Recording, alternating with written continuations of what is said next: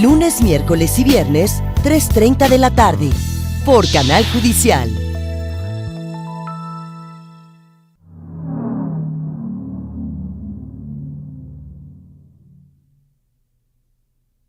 Con motivo del centenario de la independencia en 1910, Porfirio Díaz inauguró la columna con la que honraría a los héroes que forjaron la nación: Morelos, Guerrero, Mina, Bravo e Hidalgo.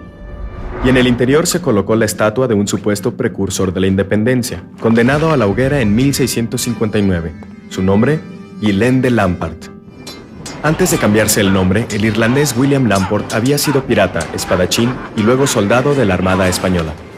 Sus aventuras lo llevaron hasta la Nueva España, en donde fue encarcelado 17 años por la Inquisición, llegando a acumular hasta 71 cargos, siendo sentenciado por injurias contra los inquisidores e intento de sublevación contra el Imperio Español. Casi 200 años después, Vicente Rivapalacio se documentó en el archivo del Santo Oficio para escribir la novela histórica Memorias de un impostor, en la que idealizó las aventuras de Lampart y lo convirtió en un héroe romántico, cuya lucha era representada por la palabra hebrea Sisa, principio de la vida, simbolizada por la letra Z. Dicha novela no solo inspiraría la construcción de la estatua, sino también al escritor norteamericano Johnston Macaulay para escribir La maldición de Capistrano, en la que narraba las aventuras del defensor de los desposeídos, que firmaba sus faenas con una Z escrita con la punta de su espada.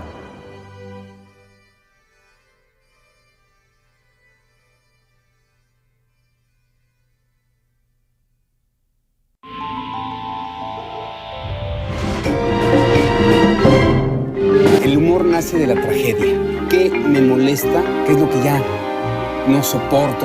Los asuntos públicos debían ser dirigidos por hombres de ciencia. Si uno ve, por ejemplo, el siglo XIX, en la independencia, en los años de la independencia, el movimiento social y el movimiento político eran lo mismo. Discutamos México, pasado, presente y futuro de una nación. La gente tiene que entender que la televisión es un aparato que tienes en tu casa y que puedes prender y apagar a la hora que quieras. Tú puedes tomar decisiones para que el progreso se acelere. Jueves y viernes, 5:30 de la tarde, por el Canal Judicial.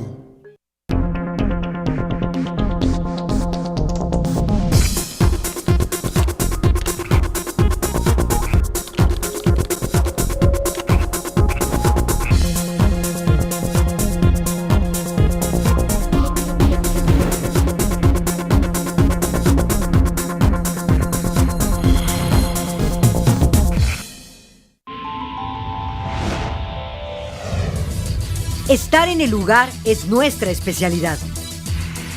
Involucrarnos en el acontecer nacional es nuestra misión. Ofrecer todos los días la mejor cobertura del mundo jurídico es nuestra virtud. Acceso directo a noticias, información como no la verá en ningún otro lugar. De lunes a viernes a las 9 de la noche por el Canal Judicial.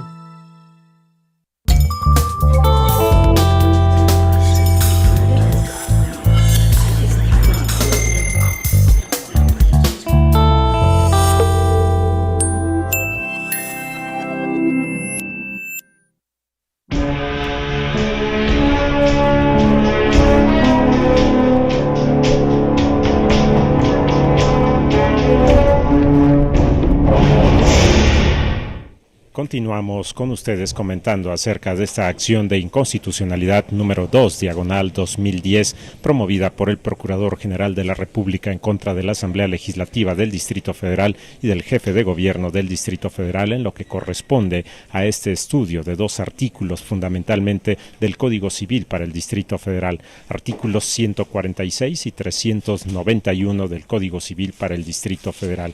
Hemos comentado con ustedes en lo que se refiere a estas dos figuras importantes en esos artículos: el matrimonio entre personas del mismo sexo y la adopción en favor de las personas que integren esos matrimonios. En este momento se encuentra todo dispuesto y damos paso para el inicio de la sesión ordinaria del Tribunal Constitucional de nuestro país.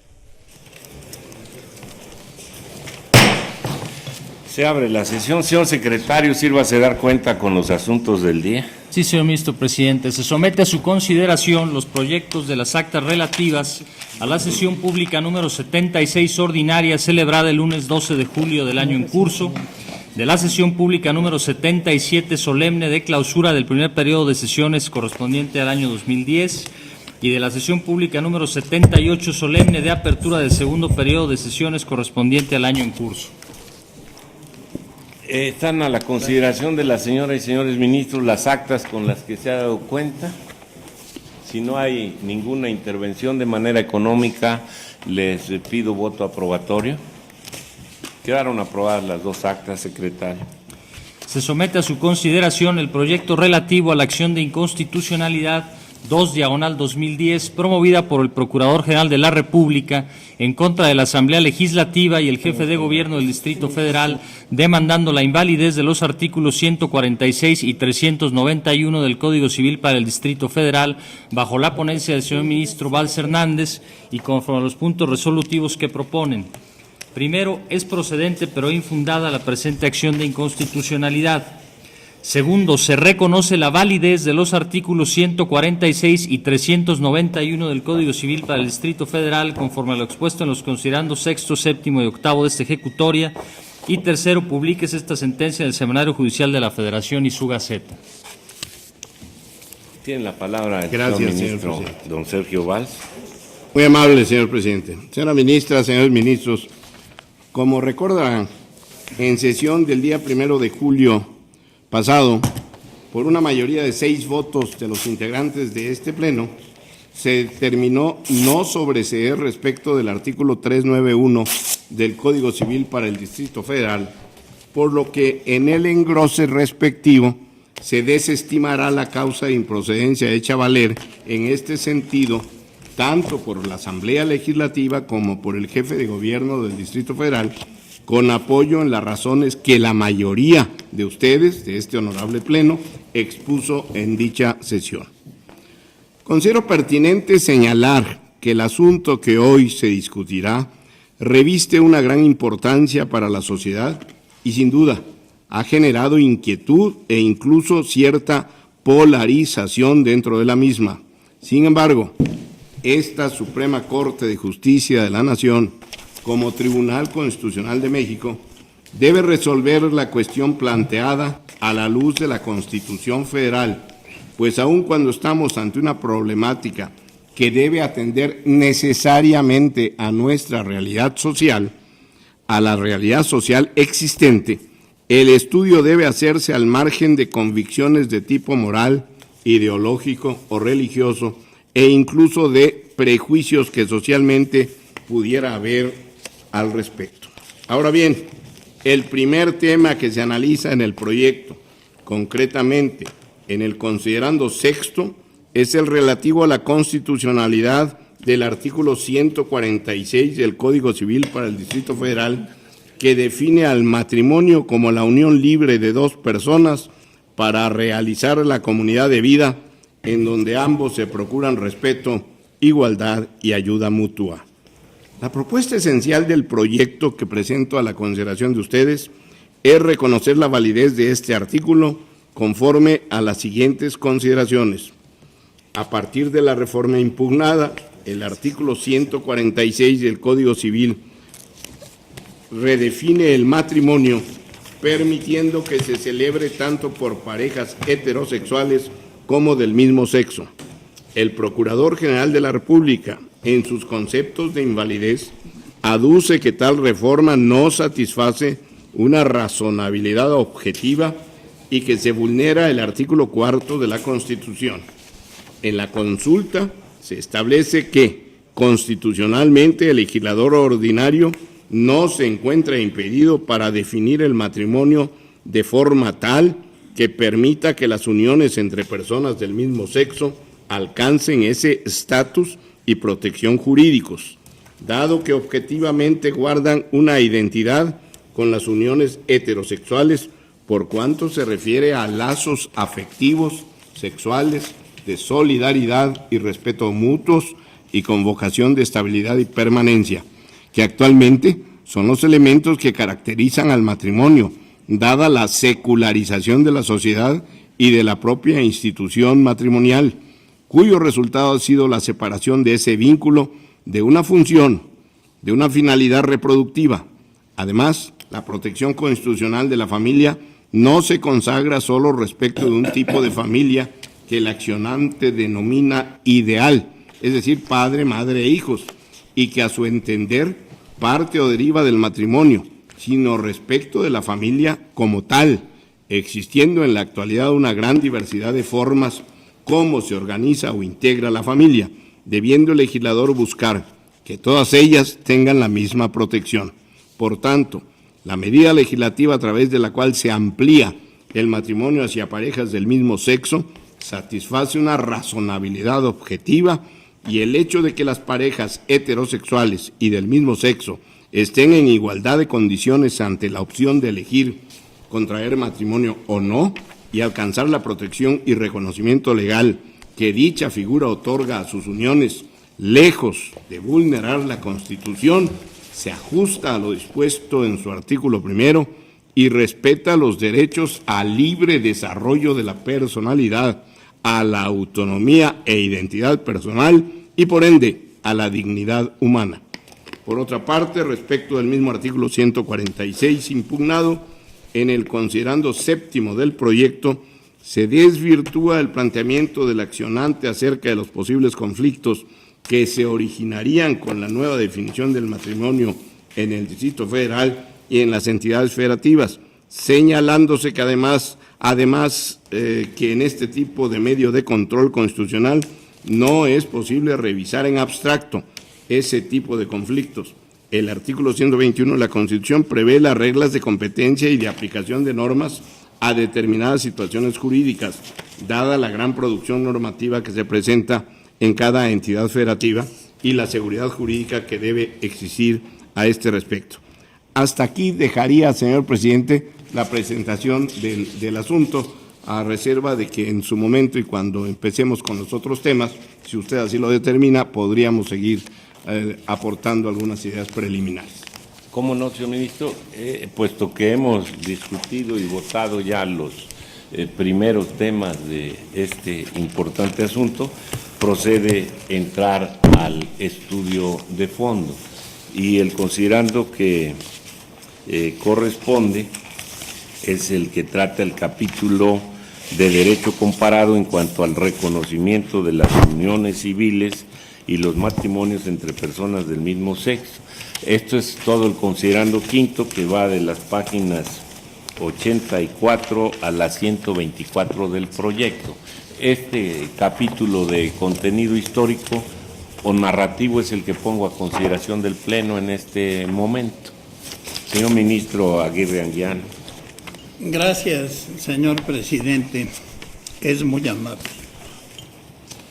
En el considerando quinto se hace referencia al derecho comparado en cuanto al reconocimiento de las uniones civiles y los matrimonios entre personas del mismo sexo. Así, se alude a resoluciones y observaciones generales emitidas por organismos internacionales, a referentes normativos del matrimonio entre personas del mismo sexo en otros países, así como a sentencias dictadas por cortes y tribunales de otros países. Ello para concluir que, cito, existe una tendencia a nivel mundial al reconocimiento de los matrimonios entre personas del mismo sexo, o cuando menos a la extensión de la mayor parte de los beneficios y las responsabilidades derivados del matrimonio a las uniones entre homosexuales. Vean, por favor, la página 124 del proyecto. El principal problema del que adolece este considerando, según mi parecer, es la conclusión categórica que les acabo de leer, en cuanto afirma que existe una tendencia a nivel mundial al reconocimiento de los matrimonios entre personas del mismo sexo, cuando de la lectura del propio considerando en su página 90 se desprende que solo 30 países de un universo aproximado de 220 países con plena soberanía, no todos desde luego registrados ni miembros de la ONU, regulan este tipo de uniones, De esas naciones, solo 10 le otorgan la denominación de matrimonio. Se nos dice que son Holanda, Bélgica, España, Noruega, Suecia, Portugal, Estados Unidos, Canadá, Sudáfrica y Argentina. Por lo que el resto la nombran unión civil, pacto de solidaridad o sociedad de convivencia. También indica que en Estados Unidos, Brasil, España y Australia la regulación es local. Asimismo, destaca la situación de Estados Unidos, pues en la hoja 97 del proyecto señala que a nivel federal existe para la defensa del matrimonio, existe la Ley para la Defensa del Matrimonio, que define el matrimonio como la unión entre un hombre y una mujer, al tiempo que establece que ningún Estado está obligado a reconocer las uniones civiles y los matrimonios entre personas del mismo sexo celebrados en otro Estado. Sobre esta base, me parece carente de sustento afirmar que estamos ante una tendencia mundial de reconocer los matrimonios entre personas de mismo sexo, pues más bien es una minoría de países. Además de esa aparente tendencia, tampoco significa que ese tipo de reforma sea conveniente, máxime que en el rubro de adopciones el propio proyecto indica que solo en Holanda, Noruega y Suecia se permite la adopción en parejas integradas por personas del mismo sexo. Eso dice el proyecto. Sobre este respecto, habré de hacer referencia después, tratando otro tema, que esto nunca ha sido mediante simultaneidad, sino después de largos periodos de la existencia del matrimonio reconocido en las leyes para personas del mismo sexo y de estudios particularizados ordenados por congresos y demás entidades que intervienen, se ha afirmado la adopción como posible, repito, en Holanda, Bélgica, España, en Holanda, Noruega y Suecia. Asimismo, estimo que es difícil tomar como referente lo que ocurre en otras latitudes. Por ejemplo, en los países europeos que se citan en la consulta, a saber, Holanda, Bélgica, España, Noruega, Suecia y Portugal, en virtud de que las condiciones económicas, históricas, sociales y culturales, entre otras, son muy diversas a aquellas que imperan en la realidad mexicana. De ahí que, sin desconocer la utilidad de acudir al derecho comparado, es importante advertir que esos referentes no pueden orientar la decisión que en su caso se tome, sobre todo cuando la descripción de estos se limita a los estados que regulan esas uniones bajo la institución del matrimonio, sin hacer mayor énfasis a aquellos países que la prevén con la denominación de unión civil. De aprobarse por este Pleno el considerando quinto, sería importante agregar referencias de aquellos países que regulan estas uniones con la denominación de uniones o pactos civiles o sociedades de convivencia, lo que desde luego es trascendente, a fin de tener una noticia completa de esas regulaciones con base en lo alegado en los conceptos de invalidez. Así como sería conveniente resaltar que no todas las naciones que han legislado en ese sentido permiten la adopción. De no contemplarse en el considerando quinto un panorama integral en los términos a que me he referido, según mi parecer, provocaría que la ejecutoria que en su momento se emita no reflejara una nota objetiva de la situación que nos toca juzgar. Así, solo por mencionar un ejemplo, referiría a Alemania, país cuya ley otorga a las parejas homosexuales registradas efectos semejantes al matrimonio, con excepciones en el ámbito de la adopción, la tutela, la patria potestad y reproducción asistida. En este caso, el Tribunal Constitucional Federal Alemán, en sentencia de 17 de julio de 2002, al resolver el recurso interpuesto en contra de la Ley de Uniones Registradas, dejó sentado que la unión registrada es distinta del matrimonio, pues los magistrados integrantes estuvieron de acuerdo en la heterosexualidad que caracteriza a este. Podría seguir describiendo la regulación que en otros países se hace respecto de las uniones de personas del mismo sexo, como Francia, Hungría, Reino Unido, Uruguay y Colombia, entre otros, para evidenciar que no le otorgan el carácter de matrimonio sobre la base de que el concepto y elementos estructurales de esa institución responde a una realidad definida, con bases biológicas y, ante todo, antropológicas concretas. En conclusión, no es correcta la afirmación de la consulta en el sentido de que estamos ante una tendencia mundial de reconocer matrimonios entre personas del mismo sexo. Lo que existe, si se trata de hablar de tendencias, será aquella que tiene como finalidad reconocer las uniones entre personas del mismo sexo, pero no con el carácter de matrimonio, pues la tendencia es por la unión o pacto civil y la excepción es el matrimonio, como se sigue casualmente del propio considerando. Gracias por escucharme a este respecto. ¿Alguien más en este tema? Yo quisiera agregar, empezamos a discutir este asunto y un par de días después recibí noticia de que el Tribunal de Derechos Humanos de Estrasburgo tuvo un importante pronunciamiento sobre el tema de matrimonios entre personas del mismo sexo. Creo que debe integrarse al enlistado que se hace de este ejercicio de derecho comparado.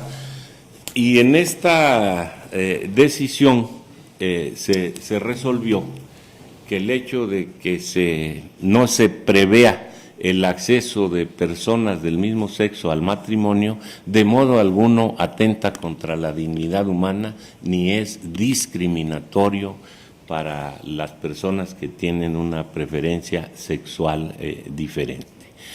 A partir de aquí me sumo a la observación que hace el señor ministro Aguirre Anguiano, ya no en lo que es la exposición de antecedentes, sino en lo que se da como conclusión propia de este Tribunal Pleno. Como se desprende del anterior estudio, existe una tendencia a nivel mundial al reconocimiento de los matrimonios entre personas del mismo sexo y no sé por qué se pone a continuación o en el peor de los casos. No creo que a la extensión de la mayor parte de los beneficios y las responsabilidades derivados del matrimonio a las uniones entre homosexuales. Creo que hay tres categorías de países y esto lo resumo de lo que acaba de exponer el ministro Aguirre Anguiano. Unos cuantos que al parecer se pueden contar con los dedos de las manos, que reconocen la licitud del matrimonio entre personas del mismo sexo. Otro número también corto de países que protege las uniones entre personas del mismo sexo, pero no bajo el régimen de matrimonio, sino en una situación diferenciada. Y otro número de países todavía mayor en los que no existe ningún reconocimiento de licitud para la unión entre personas del mismo sexo. Esta conclusión, pues, es la que yo no la comparto y la considero prescindible. Señor ministro Cosío. Señor presidente, yo creo que este trabajo que ha hecho el señor ministro Valls en el considerando quinto es muy interesante, es muy ilustrativo, pero yo tampoco veo cuál es la relación que guarde para el fondo del asunto. Si nosotros vemos en la página 84 hasta la página 89, hay una descripción de diversos documentos internacionales, la opinión general del Comité de Derechos Económicos, Sociales y Culturales, un informe de la experta independiente sobre cuestiones de minorías, los principios sobre la aplicación de estándares y legislación, un examen sobre el informe presentado por el Estado de Japón, una opinión consultiva de la Corte Interamericana, que sabemos no es vinculante como opinión consultiva, la observación general X emitida por el Comité de Derechos Humanos, un programa de acción sustentado. Es decir, creo que son fuentes de derecho de muy distinta vinculatoriedad al Estado mexicano, entre ellas esta Suprema Corte de Justicia. Creo que tienen distintos niveles consecuentemente normativos, y después los ejemplos muy interesantes que también desarrolla su proyecto el señor ministro Valls en la página 90 y siguientes, donde señala distintos países, algunos son federales, algunos son estados centralizados, etcétera. Yo realmente no encuentro cuál es la importancia de este asunto, insisto, salvo el efecto enormemente ilustrativo que tiene, que yo he aprendido mucho de algunos de estos países que no conocía, debo confesarlo, pero realmente me parece que es prescindible este considerando quinto, por una razón, porque al final del día, si se lee la resolución en términos completos, no sabemos si estamos vinculados y si estamos vinculados a qué de esos instrumentos internacionales estamos vinculados.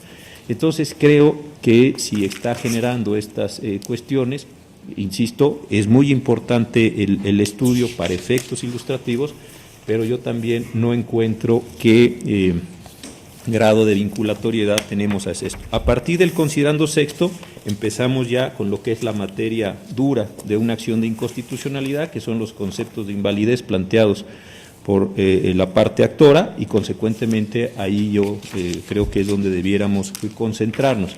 Es verdad que en algunas ocasiones hemos hecho algún tipo de estudios abstractos, por ejemplo, recuerdo en materia impositiva cuando describimos la mecánica general del impuesto, simplemente para entender eso, cómo funciona el impuesto, y sobre eso después establecer consideraciones. Pero en el caso concreto, insisto, la diversidad de fuentes normativas, la diversidad de jerarquía de las normas, la diversidad de estos elementos, pues yo entiendo que son simplemente a efectos ilustrativos, y entiendo que así es como lo está presentando el señor ministro Valls, y consecuentemente creo que nos podría ahorrar muchas discusiones prescindir de esto, porque hasta donde yo entiendo, ninguna de esas fuentes normativas que está allí establecida vincula al Estado mexicano ni vincula a esta Suprema Corte de Justicia. Yo por esas razones haría esta muy atenta sugerencia. Señor ministro Valls. Gracias, señor presidente, muy amable. Primero quiero agradecerle al señor ministro Aguirre Anguiano todas sus consideraciones sobre este primer considerando que estamos analizando, el quinto.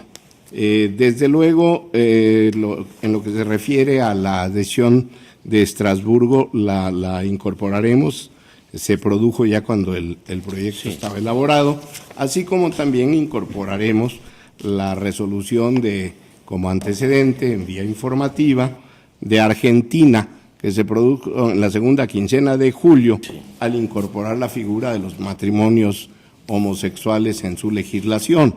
También es otro antecedente importante que debe incorporarse. La expresión esta, en el peor de los casos, hay hojas que se circularon después en donde se sustituye dicha expresión por cuando menos, porque de esa manera se satisface lo que usted decía, señor presidente.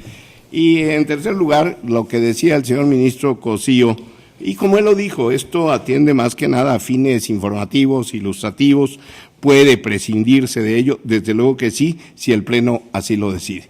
Muchas gracias, señor presidente. Señor ministro Franco. Gracias, señor presidente. En primer lugar, para sumarme a la propuesta del ministro Cosío, no voy a abundar. Me parece que el ministro Valls nos ilustró con una serie de información que muy condensadamente, muy estructuradamente, nos presenta cuál es el marco que tiene este tema en varios países del mundo. Sin embargo, insisto, coincido con los argumentos que ha vertido el ministro Cosío para sumarme a la propuesta de que se suprima. Pero para el caso de que no se haga y el Pleno mayoritariamente considere que sí se debe, digamos, dejar considerando los términos planteados y además habiendo aceptado el señor ministro ponente sumar la resolución de Estrasburgo, yo sí quisiera solicitar que si se suma esta solicitud se ponga en su contexto, porque esa resolución fue en un país en donde no existe la previsión y consecuentemente por eso el Tribunal de Estrasburgo resolvió que no es discriminatorio que en un país que no tiene la previsión no existe ese tipo de matrimonios. Entonces, yo simplemente solicitaría esta presión en el caso de que así se decidiera. Señor ministro Arturo Saldívar. Gracias, señor presidente. Yo también estoy en la misma línea del ministro Cosío y el ministro Franco, en el sentido de que esta parte del proyecto se suprima. ¿Por qué? Porque el derecho comparado ayuda cuando nos sirve para darle un sentido a la norma constitucional mexicana que estamos interpretando.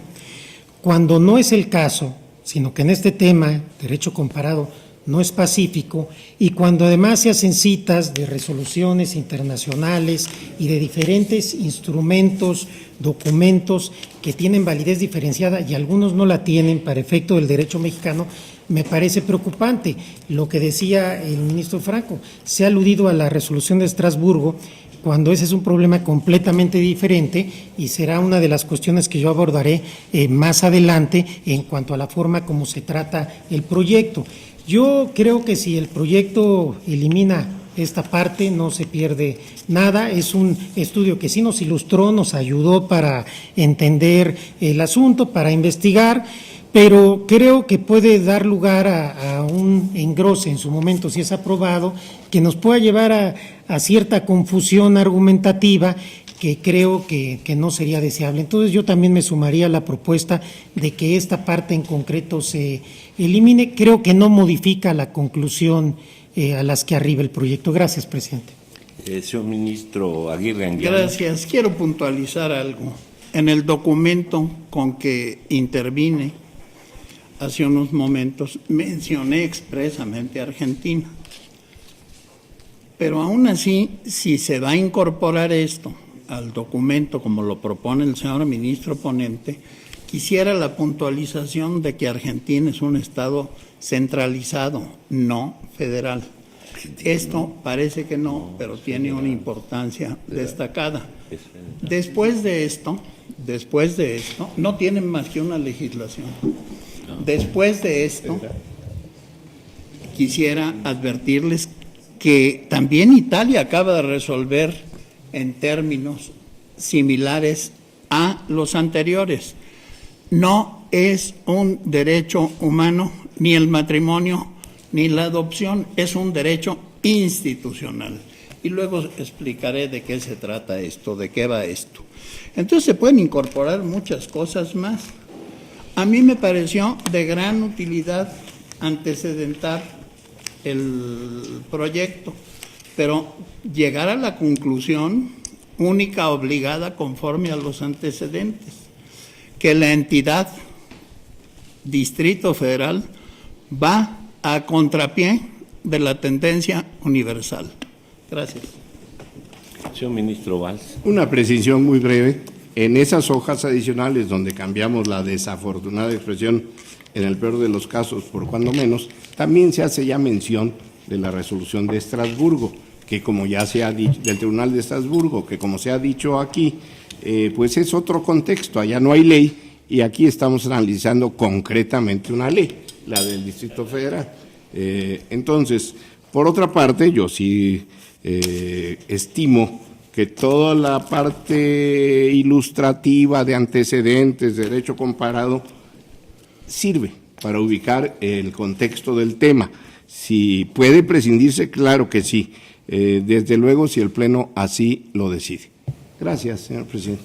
Señor ministro Silva Mesa. Yo he estado escuchando a los compañeros que apoyan el prescindir de considerando, desde luego, se compartirían las razones, pero creo que sí hay que ubicar el tema en el contexto. No es un tema ordinario, no es un tema común, sino que precisamente ha generado todo un desenvolvimiento, una tendencia, y esto sí, es cierto, sirve de manera ilustrativa en forma importante a acudir a la experiencia, como se dice en el proyecto, del derecho comparado. ¿Para qué? Precisamente para advertir el tratamiento jurídico que se ha dado a esta evolución de este tipo de relaciones. Lo cita en un contexto, lo pone en un contexto, no solamente nos sirve de referencia, como nos ha servido creo que a todos para la investigación que en lo particular en cada una de las ponencias le hemos realizado, y lo admito, sí es prescindible, desde luego que es prescindible, lo hemos hecho en algunos otros asuntos, yo he votado porque en algunos otros asuntos se prescinda de algún tipo de estudio en lo particular, en este no, en este sí me gustaría a mí, yo sí estaría de acuerdo con que estuviera aquí, matizando si se quiere la conclusión, matizando la conclusión, creo que no tiene absolutamente ningún problema para ello, el matiz que se hiciera en vamos fijando precisamente cuál es la intención de fijar esa tendencia, desde luego el tratamiento jurídico que ha tenido esta nueva relación social. De esta suerte, yo sí votaría, claro, si la mayoría determina que no haría ningún voto particular, ni mucho menos, pero sí estaría de acuerdo con la propuesta que tiene ahorita el proyecto. Señor ministro Luis María Aguilar. En términos semejantes del señor ministro Silva Mesa, yo creo que el propio ministro Saldívar lo señalaba, fue útil y ha sido útil la información que está en este considerando. Yo creo que como lo logró esbozar el señor presidente, digamos, la controversia o el problema estaría en la conclusión de esta página 124, en ese párrafo, que es el que quizá fuera, sí, prescindible. Yo creo que la información que está ya de manera objetiva se puede dejar como tal, como información objetiva, eliminando esa conclusión que ya tiene un valor, digamos, adjetivo respecto de toda esa información, y a lo mejor si se pudiera no solo modificar, sino inclusive eliminar, quedaría solamente como un documento de información objetiva. Señora ministra Sánchez. Gracias, señor ministro presidente. Yo me sumo también a las posiciones del señor ministro Silva Mesa y ahora del ministro Aguilar.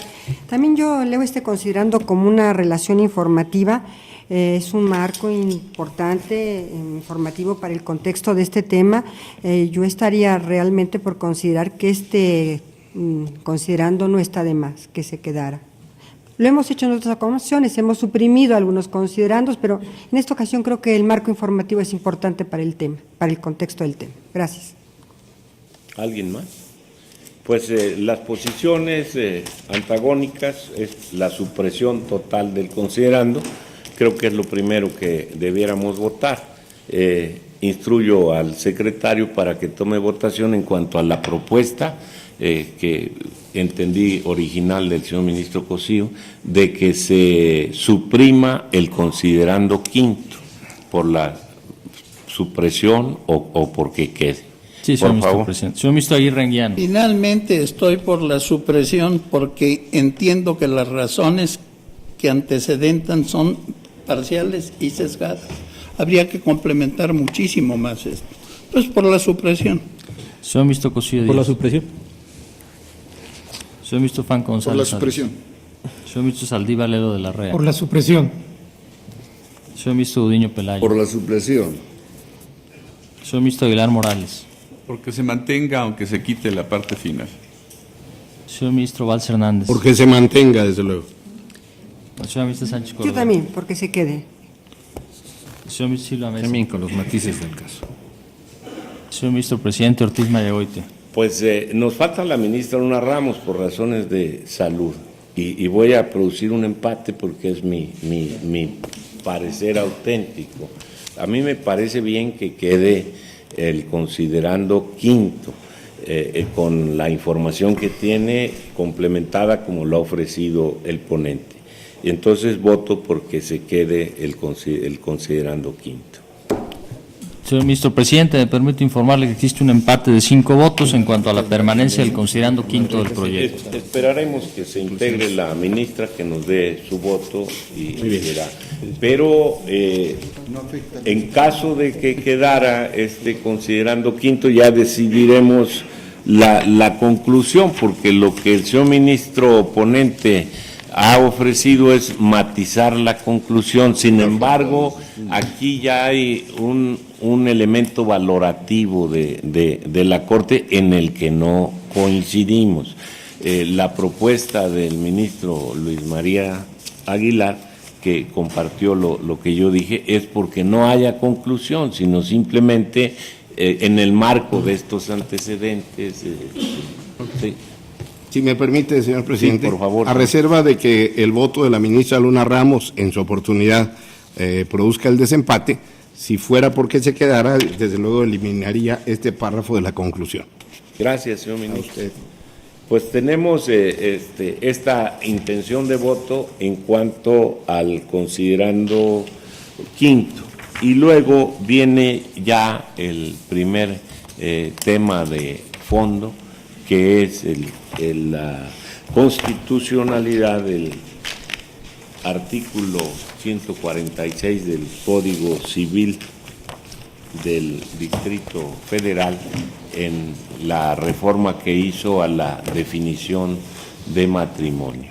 Aquí hay tres temas importantes que abordar: violaciones al procedimiento legislativo, el contenido propio del artículo que se aduce es violatorio de los artículos 16 y 4 de la Constitución Federal, y el análisis de violación al artículo 121 de la Constitución por tratarse de un acto del registro civil que resulta obligatorio para de validez, de reconocer obligatoriamente su validez por todos los estados de la República Mexicana.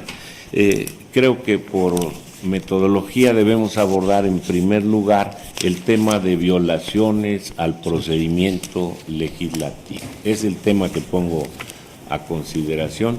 Señor ministro, don Sergio. Gracias, señor Aguirre. presidente. Lo primero que quiero es hacer una advertencia. Se aduce violación al artículo 16 constitucional, pero no marcadamente por violación al proceso legislativo, sino por su vinculación con otros supuestos, con otras previsiones constitucionales, supuestos de hecho, sí, que resultan drenados a través de la reforma del 146, y este es algo que no podemos decantar en forma tan tajante. Entonces, con esta advertencia yo les quiero decir, desde luego me pronuncio en contra de las propuestas del considerando correspondiente. Y quiero iniciar con lo siguiente.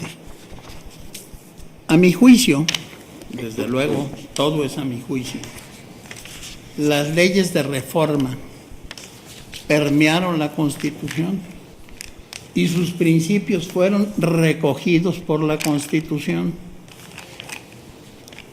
Diría que son bases fundamentales de nuestra Constitución. Separación Iglesia-Estado. Véase la parte final del artículo 130 de la Constitución. ¿Qué se nos está diciendo? Exclusivamente o solamente el matrimonio civil producirá efecto. ¿Esto con qué se contrasta? Con las legislaciones anteriores que reconocían, que hacían reconocer al Estado los matrimonios bajo confesiones varias como válidos en el Estado mexicano. Con la separación Iglesia y Estado se dijo solamente el matrimonio celebrado conforme a las normas del Estado es el que tendrá reconocimiento. Este es uno de los aspectos, pero hay otro aspecto mayor. ¿Qué nos decían las leyes de reforma? Vayamos leyendo. Sí, la ideología liberal y juarista tenía claro y preciso que el matrimonio solamente podía celebrarlo un hombre y una mujer, solamente. Era una clara idea de los liberales y, por supuesto, de las leyes de reforma. La Ley de Matrimonio Civil de 1859, en su artículo 3 establecía: el matrimonio civil no puede celebrarse más que por un solo hombre con una sola mujer. La bigamia y la poligamia continúan prohibidas y sujetas a las mismas penas que les tiene señaladas en las leyes vigentes. Y la ley orgánica del registro civil del citado año, en su artículo 34, fracción sexta, señalaba: cumplido lo que previene la lectura del artículo 15 de la ley de 23 de julio ya citada y el acto de matrimonio, se levantará inmediatamente un acta de él en que consten. Otro texto no incumbente: la declaración de los esposos de tomarse y entregarse mutuamente por marido y mujer, y su voluntad afirmada de unirse en matrimonio, y la declaración que de haber quedado unidos hará en nombre de la sociedad, y conforme al artículo 12 de la repetida ley de 23 de julio, el juez del Estado Civil, luego de que hayan pronunciado el sí que los une. Recordemos que las leyes de reforma tenían la finalidad de separar por completo de la injerencia de la Iglesia de los actos propios del ser humano en cuanto a su situación civil, es decir, hechos o actos jurídicos relativos a su nacimiento, matrimonio, adopción, arrogación, reconocimiento y muerte. Cuerpos legales que fueron catalogados de ultraliberales en su época, dadas las facultades concedidas a la autoridad civil para la regulación de los actos del estado civil de las personas. Pero aún en ellas es evidente que no se desconoció el sentido natural de la institución del matrimonio, que es el inherente al hombre y la mujer, pues dicha visión entendió a la perfección que ésta tiene como finalidad la procreación de los hijos y la ayuda mutua, base de toda sociedad. Los principios de las leyes de reforma pasan a ser normas constitucionales, nada más que las constituciones no son recetas de cocina. La tradición nos dice: el matrimonio se celebra entre hombre y mujer. El sentido literal y la inteligencia de la palabra matrimonio, eso implica y significa el que la Constitución no sea textualizadamente repetitiva del concepto, no quiere decir que tenga otro, y luego lo demostraré. ¿Qué estimo? Que mediante esta reforma se traiciona la ideología juarista, la ideología de las leyes de reforma en primer término, y después se traiciona la lógica y la razón, y voy a demostrarlo. Sostiene el proyecto que es infundada la violación al artículo 16 constitucional, que se aduce porque la reforma impugnada se encuentra motivada, ya que se refiere a relaciones que requerían regulación jurídica y persigue una finalidad constitucionalmente válida acorde al principio de igualdad, consagrado en el artículo 1 constitucional, que exige al legislador ordinario dar trato igual a supuestos de hecho equivalentes. Disiento de lo anterior. En primer término, porque no es exacto que la reforma verse sobre realidades sociales que requieran de la regulación, pues las relaciones homosexuales han sido ya objeto de regulación jurídica en el ámbito del Distrito Federal, en la Ley de Sociedades de Convivencia. Y en segundo lugar, porque la equiparación de las parejas del mismo y de diferente sexo, al permitirse el matrimonio a ambas y la posibilidad de opción para las dos, trastoca el principio de igualdad. La garantía institucional relativa a la protección de la familia y desatiende la obligación de atender de manera preferente y primordial al interés superior de la infancia, como demostraré a continuación. Antes de proceder al estudio de los puntos concretos de constitucionalidad debatidos, considero pertinente destacar que la Constitución no es un producto de la tradición o del azar, y yo me atrevería a agregar tampoco de la costumbre, sino de la fuerza ordenadora de la razón. Por eso los valores, principios y normas que ella contiene no pueden entenderse como mero capricho del constituyente, sino como un sistema normativo racional y coherente, que parte de la creencia en la posibilidad de establecer de una sola vez y de manera general un esquema de organización en el que se encierre la vida toda del Estado y en el que se puedan subsumir fórmulas aplicables en todos los casos particulares posibles. En el presente, nadie duda de la fuerza normativa de la Constitución, no solo en un sentido estático en cuanto a cúmulo de conceptos de carácter obligatorio, sino también como fuente formal del derecho secundario. Su condición de norma suprema la habilita para abrogar o invalidar, se trata en este caso de invalidez sobrevenida, de normas anteriores de rango subconstitucional materialmente incompatibles con ella. Invalidar normas sucesivas de rango subconstitucional formalmente disconformes o materialmente incompatibles con ella. Estas premisas han sido recogidas en diversas tesis de jurisprudencia de esta Suprema Corte, entre otras, la que lleva por rubro partidos políticos. Corresponde al legislador establecer los requisitos para su creación con apego a las normas constitucionales correspondientes y conforme a criterios de razonabilidad que permitan el pleno ejercicio del derecho de asociación en materia política. Así, el legislador secundario, al hacer uso de su facultad primaria de elaborar normas, no posee una carta blanca para regular lo que quiera y como quiera. Es decir, al emitir una ley no puede en ningún momento y bajo pena de que su acto legislativo sea declarado inconstitucional, desoír ni drenar los contenidos de las normas consignadas en la Constitución Federal, pues debe afirmarse que la Constitución impone a la legislación dos tipos de límites, formales y materiales o sustanciales. Los primeros se refieren a normas que regulan el procedimiento de formación de la ley, acotándolo al procedimiento establecido por la Constitución. Los segundos son materiales,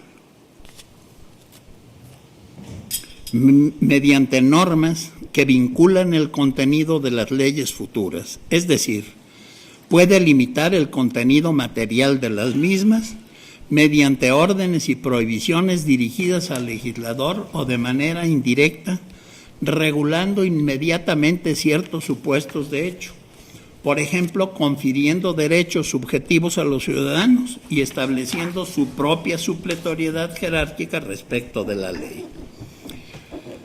El positivista Norberto Bobbio ilustra esta limitante material al apuntar que en el paso de la norma constitucional a la ordinaria son frecuentes los límites tanto formales como materiales, pues, ejemplifica, cuando la Constitución atribuye a los ciudadanos la libertad religiosa, limita el contenido de la norma secundaria, prohibiendo al legislador dictar normas que restrinjan esa libertad. Es posible decir que un elemento esencial de la norma secundaria debe de ser su adecuación con el texto constitucional. Por tanto, si un precepto no atiende al contenido de la Constitución, pierde un elemento esencial de validez. Lo anterior podría entenderse a partir de un sencillo ejemplo geométrico. Si a una figura cuadrangular se le quita uno de sus cuatro lados, elemento esencial, tal figura pierde su ser y sustancia. Se transforma en una distinta, a saber, un triángulo, con lo cual se transgrede el principio lógico de identidad, pues la condición del cuadrilátero depende necesariamente de que la figura posea cuatro lados. Esta sencilla imagen me permite advertir la importancia de que las normas secundarias sean acordes con el texto y sentido de la Constitución, pues si al elaborarlas el legislador soslaya la disposición o principio de la ley fundamental, condena al nuevo precepto a la inconstitucionalidad y a su eventual invalidez, al suprimirle uno de sus elementos esenciales, su constitucionalidad, y la convierte así en un precepto distinto, ajeno desde luego, contrario al orden constitucional del que dimana. Esto ocurre en el presente con los artículos que hoy discutimos, que prevén la celebración del matrimonio entre personas del mismo sexo, en franco olvido del contenido y sentido de las normas constitucionales atinentes al tema. Advierto que una deficiencia, la que señalo, obedece a una interpretación equivocada de dos instituciones jurídicas y humanas fundamentales en el tema que nos ocupa, a saber, el matrimonio y la familia. El artículo 4 constitucional, afirma el proyecto, contiene una serie de principios y derechos que no tienen una relación directa entre sí. No comparto esa afirmación. Del artículo 4 constitucional derivan los siguientes derechos y principios: la igualdad del varón y de la mujer ante la ley, que deberá proteger la organización y desarrollo de la familia. B. Derecho de procreación, es decir, a decidir de manera libre, responsable e informada sobre el número y el espaciamiento de los hijos. C. Derecho de protección a la salud. D. Derecho a un medio ambiente adecuado. E. Derecho de la familia a disfrutar de una vivienda digna y decorosa. F. Derecho de la niñez a su desarrollo integral mediante la satisfacción de sus necesidades de alimentación, salud, educación y sano esparcimiento, estando obligados los ascendientes, tutores y custodios a preservar sus derechos y el Estado a proveer lo necesario para el respeto a la dignidad de la niñez y el pleno ejercicio de sus derechos. Así, la norma suprema en principio consigna la igualdad del varón y la mujer ante la ley y ordena a ésta proteger la organización y desarrollo de la familia. Al establecerse lo anterior en el mismo párrafo, es claro que el tipo de familia que tuvo en mente el poder de reformación de la Constitución es el formado por el hombre, la mujer y los hijos que lleguen a procrear. Luego veremos cómo se concibe en la exposición de motivos correspondientes. En los siguientes párrafos, la disposición suprema refiere los principios que aseguran el sano desenvolvimiento de la familia y de sus miembros, como son el decidir libremente sobre el número y espaciamiento de los hijos, el de salud, vivienda decorosa, ambiente adecuado para el sano desarrollo, para culminar consagrando los derechos de la niñez a satisfacer sus necesidades, y el deber tanto de los ascendientes, tutores y custodios como del Estado de preservar y asegurar los derechos de la niñez.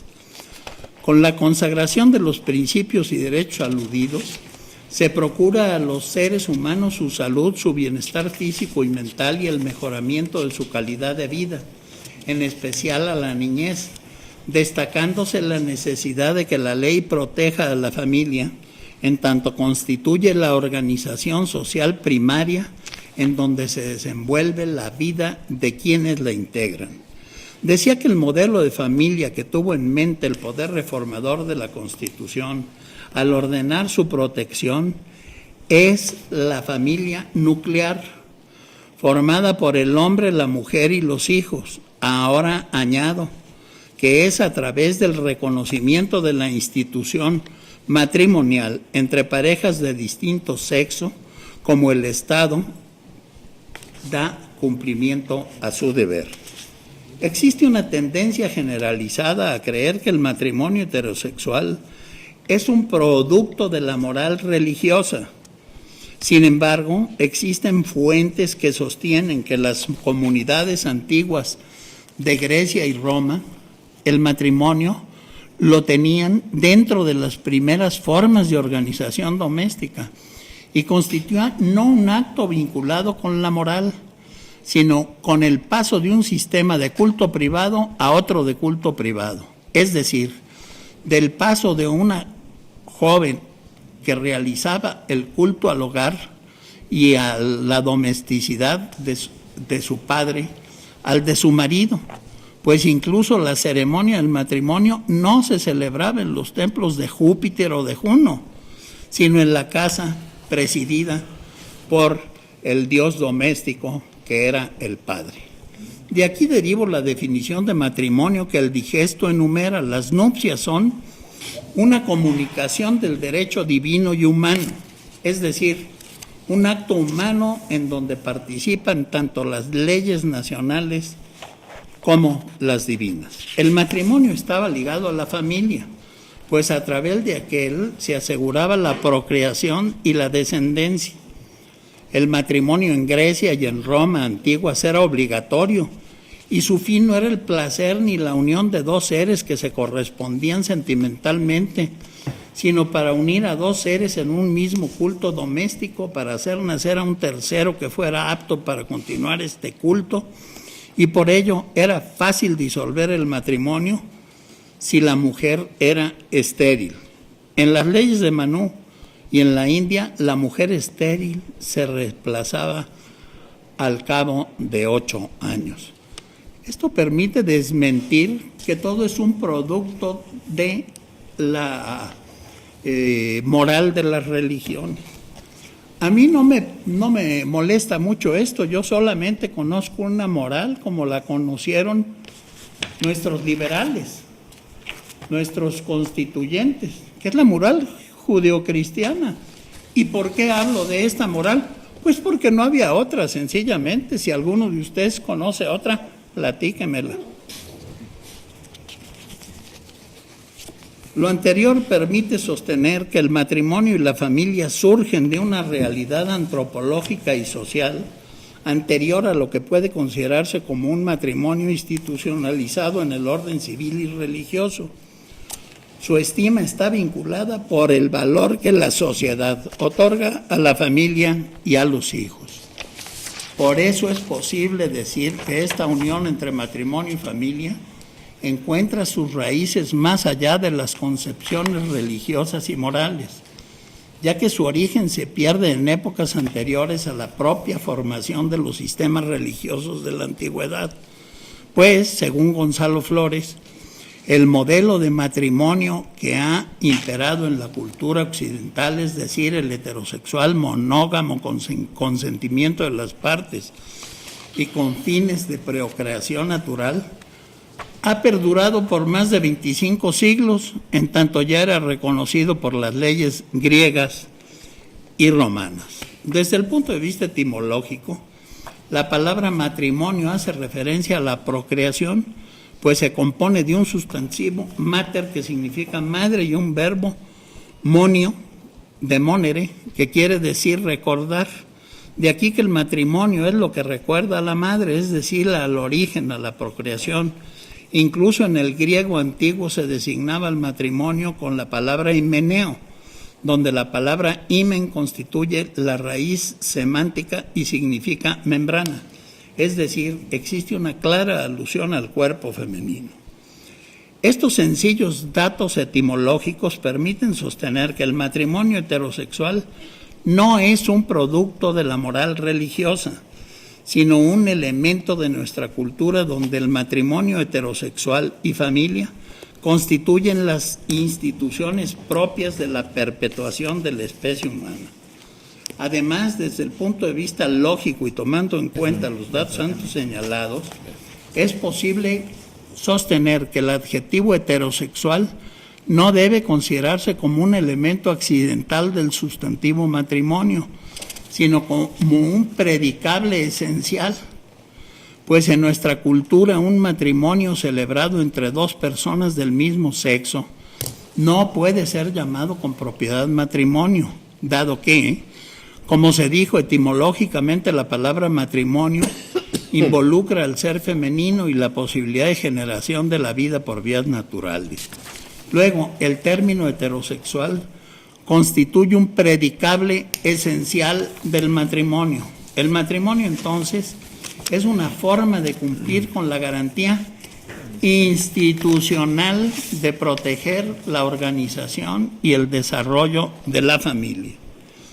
El Tribunal Constitucional Español ha desarrollado el concepto de garantía institucional como la defensa de la constitución de determinadas instituciones que se consideran como componentes esenciales del orden jurídico político, cuya preservación se juzga indispensable para asegurar los principios constitucionales.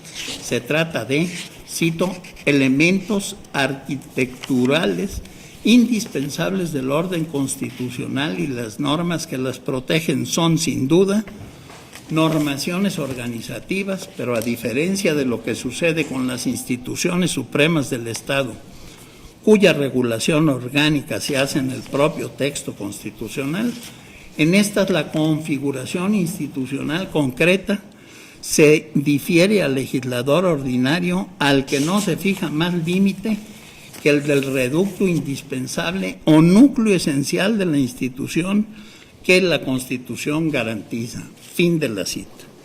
Si bien entonces la garantía institucional consiste en la protección de la familia, no asegura en principio una determinada regulación respecto de la misma, sí requiere, por contra, que se haga en términos que sean reconocidos y aceptados por la sociedad mexicana.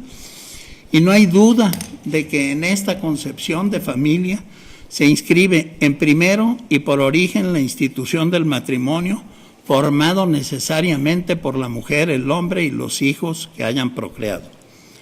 La regulación jurídica del matrimonio obedece al interés del Estado en asegurar la procreación y la educación de las futuras generaciones en condiciones óptimas, y esto exige la concepción de esa institución como unión naturalmente capaz de cumplir esos objetivos, lo que supone entonces una mujer y un hombre. Los instrumentos internacionales también reconocen la importancia de la protección de la familia como el elemento natural y fundamental de la sociedad, y reconocen la institución del matrimonio formado por un hombre y una mujer. Así pueden leerse en los artículos 16, puntos 1 y 3 de la Declaración Universal de Derechos Humanos, 17 puntos 1 y 2 de la Convención Americana sobre Derechos Humanos, 23 puntos 1 y 2 del Pacto Internacional de Derechos Civiles y Políticos y 10.1 del Pacto Internacional de Derechos Económicos, Sociales y Culturales. No se los leo en este momento cuando me... Esos instrumentos internacionales, al consagrar los diferentes derechos humanos que los Estados partes se obligan a garantizar y proteger internamente, aluden a los seres humanos titulares de esos derechos con el término de personas. En cambio, al referirse al matrimonio, señalan el derecho que asiste al hombre y a la mujer para contraer matrimonio y formar una familia. Inclusive, en el artículo 16.3 de la Declaración Universal de Derechos Humanos, se alude expresamente al derecho de los hombres y mujeres a casarse y fundar una familia, sin restricción alguna por motivos de raza, nacionalidad o religión. Esto es, dentro de las restricciones previstas, no se comprende la orientación sexual, precisamente porque se parte de que la institución matrimonial es heterosexual, lo que significa que en el caso del matrimonio no puede operar la prohibición de discriminación por razón de tal orientación a conformar parte de su esencia la heterosexualidad. No hay duda entonces de que el matrimonio es una institución que tiene que concebirse y regularse jurídicamente solo entre personas de distinto sexo, y su protección supone preservarlo con esta concepción, distinguiéndolo de otras alternativas.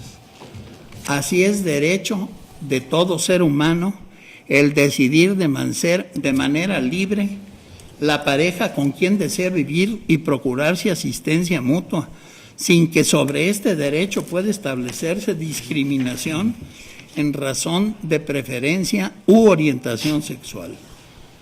Pero constitucionalmente solo tienen derecho a que tal unión se formalice a través del matrimonio las parejas heterosexuales, como institución fundamental base de la familia y de la sociedad, y cuya protección, sostengo, constituye una garantía institucional por parte del Estado. En ese mérito sostengo que no existe un derecho humano fundamental al matrimonio, sino un derecho de libertad en la decisión de unión de conveniencia. Veamos ahora qué con los derechos de igualdad y no discriminación. Sostiene el proyecto que el examen de razonabilidad de la reforma impugnada exige, por un lado, la determinación de si entre las parejas heterosexuales y homosexuales existe o no diferencia, y en su caso, si eso no posible a la luz del principio de igualdad y no discriminación, establecer diferencias respecto de ellas en relación con la institución jurídica del matrimonio. Y por otro lado, el análisis relativo a la posible afectación a otros bienes y derechos constitucionalmente protegidos.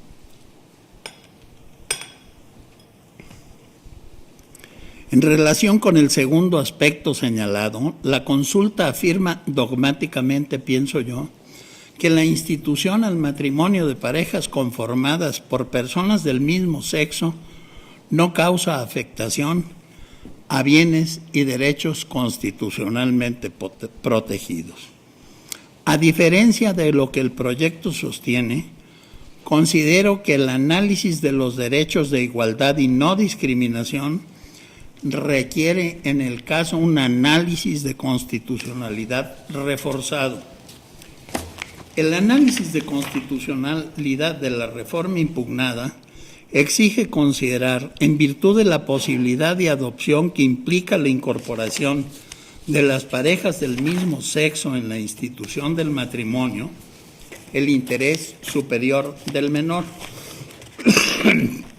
el cual constituye indudablemente un bien que el Estado tiene la obligación de proteger y un derecho de la niñez mexicana conforme al artículo 4 constitucional, por lo que por este solo hecho procede a analizar un test de constitucionalidad reforzado.